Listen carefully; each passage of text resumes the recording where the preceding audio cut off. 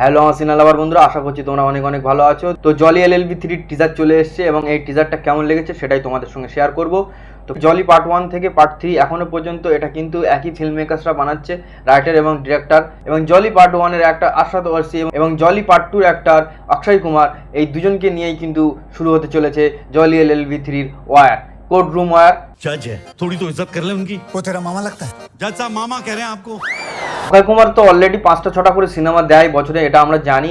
এবছর কিন্তু ভালো দুটি সিনেমা দিয়েছে, স্কাই ফোর্স এবং কেসরি চ্যাপ্টার 2, এবং এই সিনেমার দুটোর কন্টেন্ট কিন্তু হেভি জোরালো ছিল, কিন্তু দর্শকদের কাছ থেকে সেরকম ভালোবাসা পায়নি। এবং এই সিনেমা দুটি ব্যবসায়িক দিক থেকে কিন্তু খুব একটা সফল নয়, কিন্তু তারপরেও অক্ষয় কুমার 5-6টা সিনেমা তো দিয়েই আসে বছরে।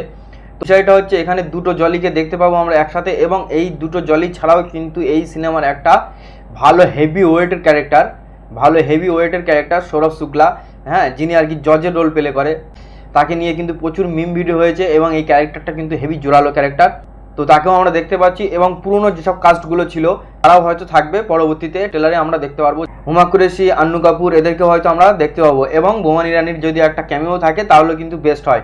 তো এরাও চলে আসবে পরপর ট্রেলারে। এবং এই কোর্টরুমের মধ্যে যে ওয়ার, দুজনের মধ্যে এই যে দুটো উকিল আশরাত ওয়ারসি এবং অক্ষয় কুমার, এই দুজনের খুনসুটির যুদ্ধ, এগুলো কিন্তু দেখা যাচ্ছে টিজারটাই। তো সেগুলো কিন্তু বেশ ভালো লাগছে এবং এই টিজারটা কিন্তু যথেষ্ট ভালো হয়েছে। এবং পার্ট 1 যেহেতু আশরাত ওয়ারসি করেছিল এবং পার্ট 2 যেহেতু অক্ষয় কুমার করেছিল, তো এখানেও টিজারটা সেইভাবে ট্রিটমেন্ট দিয়েছে। প্রথমে আশরাত ওয়ারসিকে এন্ট্রি দিয়েছে, তারপর অক্ষয় কুমারকে এন্ট্রি দিয়েছে। এটা কিন্তু ভালো লেগেছে দেখতে।